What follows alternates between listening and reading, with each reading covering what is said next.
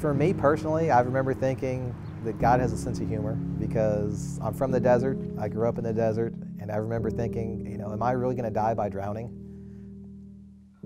Finally, about 1 or 2 in the morning, the chief called and said, okay, everybody come back to the station. By that point, it was really getting bad. We can feel the roof of the PD flexing, and the chief said, okay, as a group, what are we going to do? Are we going to leave or are we going to stay? And we all decided that we're going to stay. We trusted the building, and again, I don't think any of us really knew what was coming at that point.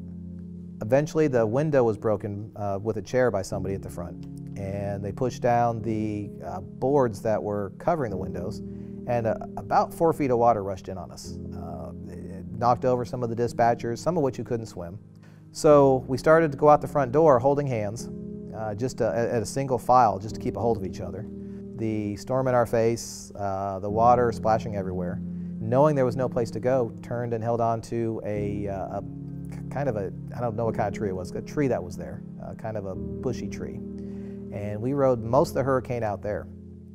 The gasoline in the water was pretty intense. Eyes were stinging as you were getting cuts from debris. Tons of bugs. We were all getting eaten by ants, getting bit by spiders. Something had come out on the CNN news ticker that basically said everyone at Waveland PD had died.